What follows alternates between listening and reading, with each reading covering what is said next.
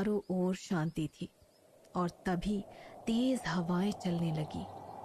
गड़गड़ करता एक रथ सामने से आने लगा और उसके पीछे करीब 20 सिपाही घोड़े पर सवार थे। वो सब अचानक से रुक गए, मानो किसी का इंतजार कर रहे हों। रथ पे बैठा वो आदमी शक्ल और वेशभूषा से किसी राज्य का राजा ही प्रतीत हो रहा था, पर वो ऐसे क्यों रुका था, ये उसके सैनिकों को भी नहीं पता था। सभी के चेहरे पर हैरानी के भाव थे। सेनापति ने धीरे से राजा को पूछा, क्या बात है महाराज, आप यहाँ क्यों रुक गए? हमें तो रिहानगढ़ जाना है। रात ज्यादा हो गई तो हम समय से नहीं पहुंच पाएंगे। राजा ने अपने सेनापति के कंधे पे हाथ रखा और उसे एक पर्चा निकाल कर दिखाया। सेनापति देखते ही मंत्रमुग्ध हो गए और बड़े ही प्यार से पूछने लगे, ये खूबसूरत लड़की कौन है महाराज? महाराज ने मूंछों पर ताव देते हुए कहा, ये है राजकुमारी नंदिता, मानगढ़ की होने वाली महारानी। जब पहली बार मैंने इसे तलवारबाजी करते हुए देखा तो मानो वो तलवार सीधे मेरे दिल पर उतरी हो। देखने में बला की खूबसूरत, सैन्य कुशलता के क्या कहने और वाद विवाद में अव्वल। हर वो चीज जो मानगढ़ अपनी महारानी में तलाशता हो इसके पास है। बस एक बात की कमी है। महाराज बोलते बोलते चुप हो गए तो सेनापति ने उत्सुकता से पूछा, और वो कमी क्या है महाराज? महाराज ने अपने माथे पर हाथ फेरते हुए जवाब दिया, बेहद हठी है। इस पर सेनापति ने कहा, तो इसका इंतजार आप आज इस वक्त जंगल में क्यों कर रहे हैं? महाराज हंसते हुए बोले, क्योंकि वो आज और इसी वक्त गुरुकुल में अपनी शिक्षा पूरी कर इस जंगल के रास्ते अपने राज्य सहमलपुर लौट रही है। महाराज का इतना बोलना था कि सामने से बिजली की तरह काले घोड़े पर सवार राजकुमारी नंदिता उसकी तरफ बढ़ी आ रही थी।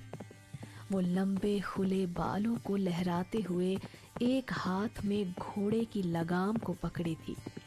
उसका हसीन चेहरा देखने लायक था।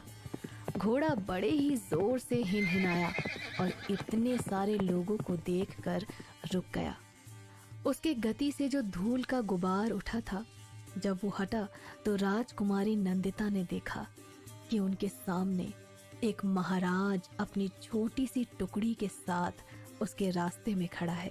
उन्होंने सामने खड़े महाराज से पूछा, क्या हुआ? क्या आप सब रास्ता भटक गए हैं या फिर शिकार हाथ से चूक गया जो यूं बीच रास्ते खड़े हैं? आने वाले राहगीरों को दिक्कत होगी। महाराज अपने घोड़े पर सवार धीरे धीरे राजकुमारी नंदिता की ओर बढ़ने लगे। उन्हें बढ़ता देख उनकी टुकड़ी भी आगे बढ़ी और महाराज ने हाथ दिखाकर रोक दिया। राजकुमारी नंदिता को मानगढ़ के राजा का प्रणाम। उसके मुंह से अपना नाम सुनकर राजकुमारी चौंक गई। वो कुछ बोलती उससे पहले महाराज ने कहा, सीधी बात करेंगे आपसे।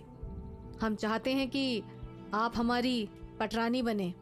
राजकुमारी थोड़ी चौंकी और फिर बोली, पर यूं किसी का रास्ता रोकना कहाँ तक जायज है? आप राजमहल आ जाइए, वहीं हमारे माता पिता से बात कर लीजिएगा।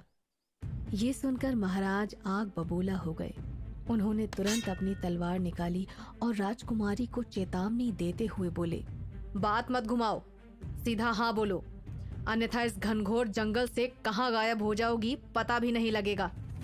राजकुमारी नंदिता ने अपने घोड़े को थपथपाया और घोड़ा तेजी से हवा में उछल गया। घोड़े को यूं देख महाराज 2 कदम पीछे हो गए। तभी उनकी टुकड़ी ललकारते हुए आगे बढ़ी, जिस पर राजकुमारी नंदिता ने महाराज को मुंह तोड़ जवाब देते हुए कहा, महाराज, आपके पास हमें देने के लिए कुछ भी अनोखा नहीं है, या यूं कहें कि हमें खुश करने वाली आप में कोई बात नहीं है। आप अपनी रानियों के साथ महल में खुश रहिए। मुझे आपकी पटरानी बनने का शौक नहीं है। वैसे भी आप हमें वो सुख नहीं दे सकते जिसकी हम लालसा करते हैं, तो बेहतर होगा आप अपनी तलवार अपने मयान में ही रखें। ये कहते हुए राजकुमारी नंदिता आगे बढ़ गई। घुड़सवारी करते वक्त राजकुमारी नंदिता के चेहरे पे गंभीर भाव आ गए और उन्होंने बड़े ही धीमे स्वर में खुद से कहा, हम श्रापित हैं और हम ये भली भांति जानते हैं, इसीलिए विवाह के प्रस्ताव से दूरी बनाने में ही भलाई है। थोड़े ही समय में राजकुमारी नंदिता अपने राजमहल पहुंच गई।